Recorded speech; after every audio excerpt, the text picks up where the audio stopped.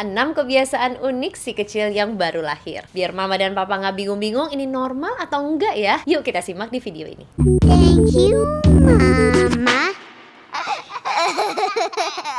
Nomor 1, nafas bayi sering terdengar grok-grok. Banyak sekali orang tua yang mengeluhkan, "Dok, kalau anak saya nafas kok berisik banget, apa mungkin dia pilek ya?" Sebenarnya anak kita itu nggak pilek. Ini dikarenakan bayi baru lahir itu nafasnya terutama dari hidung. Ditambah liang hidungnya masih kecil dan dia belum punya bulu hidung. Karena tidak ada bulu hidung itu, dia jadinya memproduksi lendir yang jauh lebih banyak. Lendir ini sebetulnya gunanya untuk menangkap debu supaya debunya tidak langsung masuk ke paru-paru.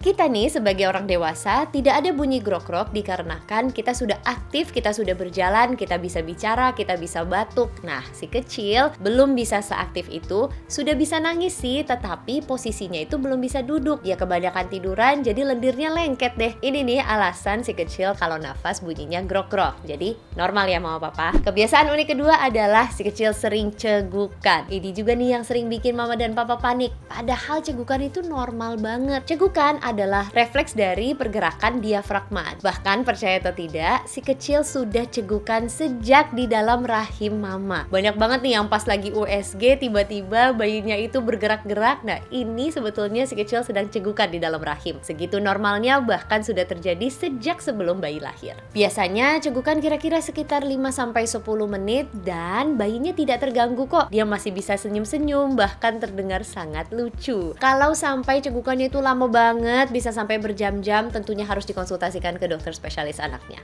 Beberapa hal yang bisa menyebabkan cegukan pada si kecil adalah kurang sendawa. Ini dikarenakan lambungnya itu penuh dengan udara dan udaranya itu terpaksa keluar. Nah, ini seringkali menyebabkan si kecil cegukan. Jadi yuk kita harus selalu menyendawakan si kecil, posisi sendawanya kepala harus lebih tinggi daripada lambung. Selain dari itu, bayi kita bisa menelan udara yang jauh lebih banyak apabila saat kita mulai menyusui bayinya sedang menangis kencang banget. Jadi kalau bayi kita menangis, kita tenangkan terlebih dahulu, kemudian kita susui. Kalau sedang kita susui, usahakan proses menyusuinya itu tidak terlalu cepat. Jadi bagi mama yang sering banget mengalami LDR, bayinya nyusunya cepet banget, ini seringkali menyebabkan bayi menelan udara jauh lebih banyak dan menyebabkan cegukan. Kalau bayi kita menyusui dari dot, pastikan ujung dotnya itu terisi dengan susu bukan dengan udara. Jadi kita harus memastikan untuk menunggingkan si botol susu tersebut supaya terisi semua nih dengan susu dan bayi kita tidak menelan udara. Nomor 3, senyum-senyum saat lagi bobo.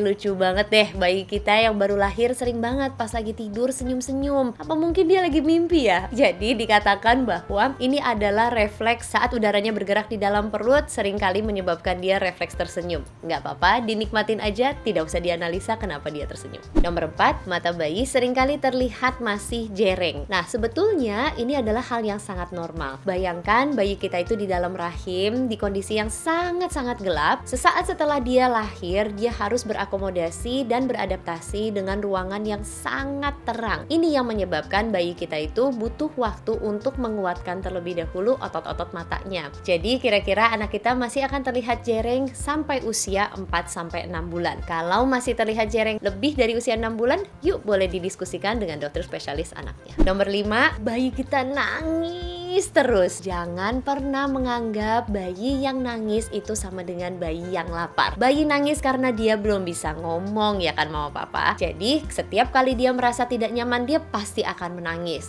Tetapi kalau kita menganggap bahwa setiap kali dia menangis kita harus nyusu, nangis nyusu, pasti dia mamanya juga akan kecapean. Jadi yuk kita coba cari tahu dulu apa yang menyebabkan bayi kita menangis. Beberapa alasan bayi kita menangis adalah kembung, dia ingin buang angin, pipis, kekenyangan, kelaparan, pengen dipeluk, bedongnya nggak nyaman. Banyak banget kan ya alasannya. Intinya bayi kita lagi nggak nyaman, dipeluk dulu aja sambil deh dicek-cek hal-hal yang tadi sudah kita sebutkan. Nomor 6 adalah bayi kita sering kaget. Ini yang kita sebut sebagai refleks Moro. Alasan bayi kita sering kaget adalah saat di dalam rahim bayi kita itu di tempat yang sangat-sangat sempit. Bahkan kaki dan tangannya itu tertekuk dan menutup daerah dada dan perut. Bayangkan setelah dia lahir, dia sudah tidak lagi di dalam kepompongnya, dan ini yang seringkali menyebabkan dia kaget karena tidak ada lagi yang menyelimutinya. Refleks moro ini biasanya sampai si kecil usianya 2-3 bulan.